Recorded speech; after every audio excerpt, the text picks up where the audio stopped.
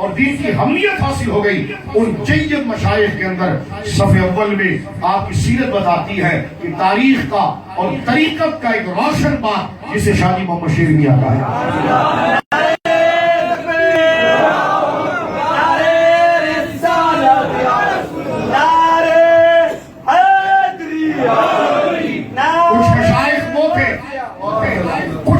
علماء وہ تھے جو دین کے راستے پر تھے، ان کی ڈیوٹیاں ظاہری ممبروں پر لگی ہوئی تھی، کتابت و تحریر میں لگی ہوئی تھی، لیکن شاہ جی میاں علیہ رحمت کو اللہ نے وہ مقام عطا فرمایا۔ غور سے سنیے کہ آپ محض خانقاہ نشین نہیں تھے،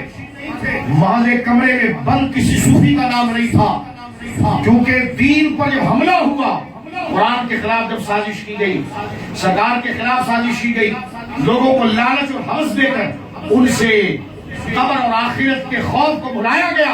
اور ان کے ذہنوں میں ایک ایسی تصویر بنائی گئی کہ جیسے ہم نے ہمیشہ زندہ رہنا ہے، اپنا کام نکالو جناب، کس نے مرنا ہے اور کس نے جواب دینا ہے۔ یہ آخرت اور دین کی اہمیت اور قدر اور دین کی حیا جو لوگوں سے بھلائی گئی، اس وقت علماء، اس وقت کثیر تعداد میں علماء ربانیین تھے جو صف اول کے اندر قلم سے جہاد کر رہے تھے، زبانی مناظرے اور مباحثے سے جہاد کر رہے تھے، لوگوں کی تربیت اور تلقین کر رہے تھے۔ ایسے بھی مشائخ تھے کہ جو اپنے حلقوں کے اندر اپنے چند مریدوں کو لے کر ان کے ایمانوں کی حفاظت کر رہے تھے، لیکن اس میں چند خال ایسے مشائخ تھے کہ جنہوں نے آستانے والوں کو بھی مضبوط کیا، اور جو صف اول میں سرحد پر کھڑے ہو کر علم کی جنگ لڑنے والے اپنے وقت کے جید علماء تھے، ان تک بھی روحانیت کی رسد جس نے پہنچائی وہ حضرت شاہ جی محمد شیر میاں۔ آج بر صغیر کے اندر آپ بڑے بڑے نام علماء کے لیجئے جو شاہ جی میاں کی زندگی میں موجود تھے، آپ کو ایسا کوئی نام نظر نہیں آئے گا جس میں شاہ جی میاں کے آستانے کو بوسہ نہ لیا اور اسے شاہ جی میاں رضی اللہ تعالیٰ کے آستانے سے فیضان نہ ملا ہو۔ یعنی علم کی تبلیغ میں بسا اوقات انقباس کی کیفیت ہو جاتی ہے۔ انقباس سے مراد یہ ہے کہ بندے کو دین کا ذائقہ ختم ہو جاتا ہے، پھر اس کے ظاہر اور باطن کے اندر کچھ فرق آنا شروع ہو جاتا ہے، خلوت کی عبادتوں کے اندر وہ غفلت کرنے لگ جاتا ہے، مشاہدہ الہی، مراقبے کی کیفیت، اللہ سے حیا اور شرم مجمع میں تو رہ جاتی ہے، لیکن تنہائی میں اللہ کی یاد میں کمی آ جاتی ہے، پھیکا پن آ جاتا ہے،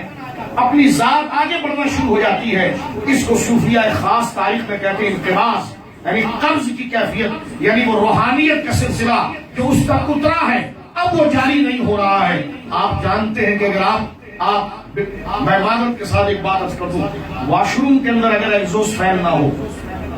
یا کچن کے اندر ایگزوسٹ فین نہ ہو، میں تشبیہ نہیں دے رہا، ایک بات بتا رہا ہوں، تو مجھے بتائیے کہ بدبو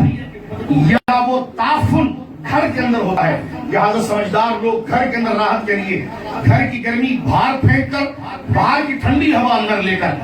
اندر کی بدبو باہر پھینک کر باہر کی تازہ ہوا اندر لینے کی صفت کہتے ہیں۔ اس کو تصوف کی اصطلاح میں بسط کہتے ہیں۔ اور اگر پنکھا نہ ہو اور تعفن اور بدبو اندر ہی گھومتی رہے تو ان کے انقباس کہتے ہیں، قبض کہتے ہیں۔ تو لہٰذا دین کی سمجھ آ جائے اور وہ فیضان کسی تک ڈیلیور ہونے کی بجائے تکبر، حسد اور بغض میں آ جائے اور بندہ رب کو اس کی رضا کو بھول کر خود کو کرم و فضل والا سمجھے اور اپنے انجام اور اجر و ثواب اور رب سے حیا ختم ہو جائے،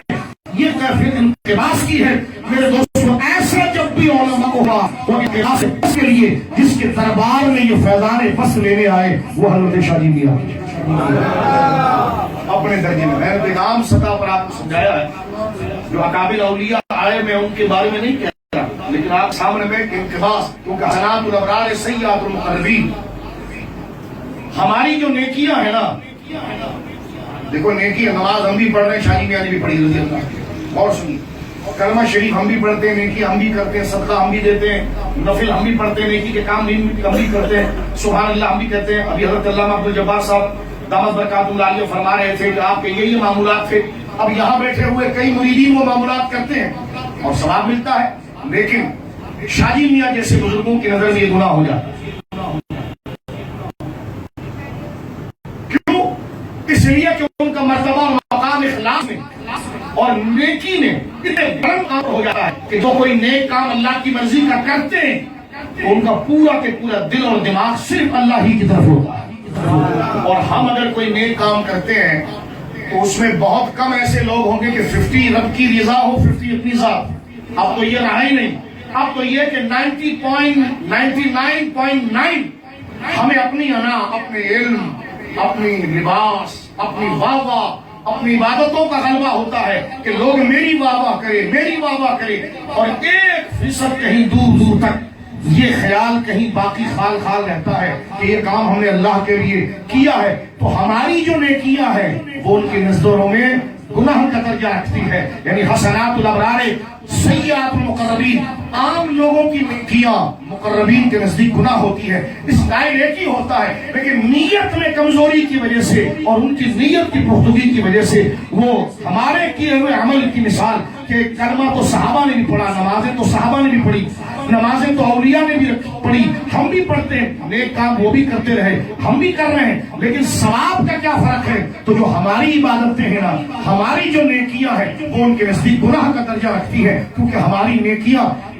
بنے گی کہ جب عمل کے پیچھے نیت ہوگی کہ یہ ہم کس کے لیے کر رہے ہیں، کس کو دکھانے کے لیے کر رہے ہیں، کس سے اجر لینے کے لیے کر رہے ہیں. لیکن جو صالح لوگ ہوتے ہیں ان کی نظر میں صرف رب کی مرضی ہوتی ہے، رب کی رضا ہوتی ہے کہ مولا قل ان صلاتی و نسکی و محیای و مماتی اللہ رب العالمین. یا اللہ میری قربانی، یا اللہ